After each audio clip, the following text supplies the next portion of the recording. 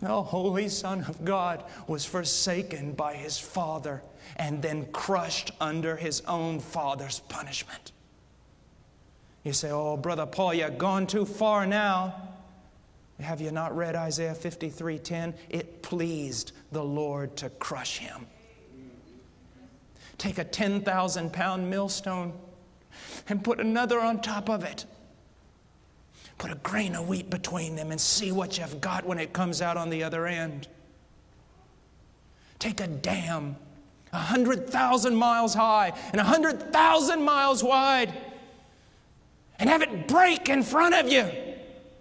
And as the torrent of water rolls down towards you to engulf you, to destroy you, all of a sudden the ground opens up and drinks it down, and not one drop splashes to your feet. And so Christ raised His hand up to heaven and took the wrath of God, that great cup, and drank it down.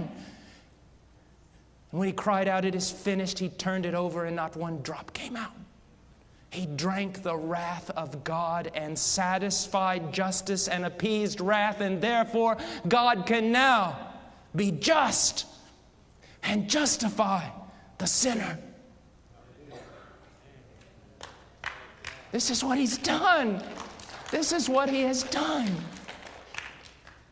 The Puritans spoke a lot about repentance, not only from sin, but repentance from good works.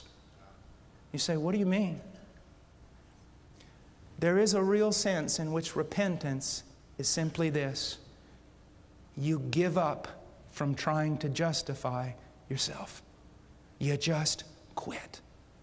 You see that every one of your most righteous deeds is better than filthy rags, and you detest them, and you throw them to the floor, and you stand there before God and say, unless you move on my behalf, I am damned.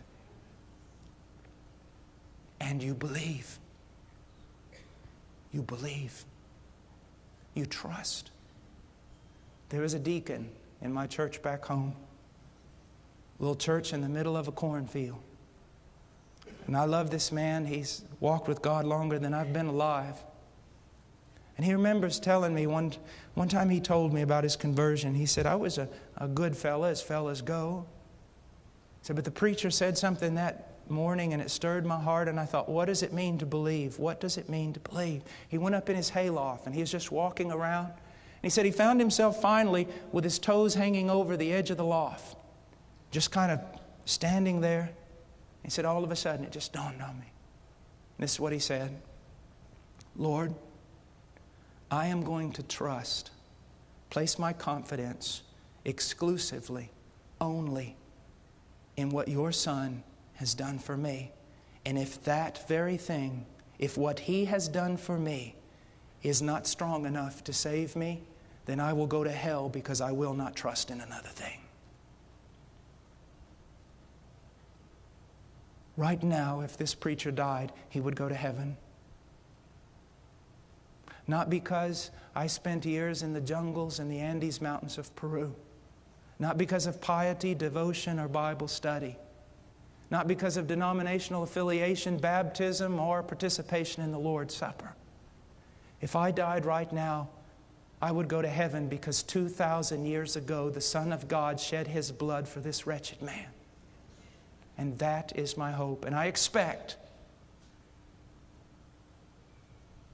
that scarlet thread is strong enough to hold me when I swing out into eternity upon it.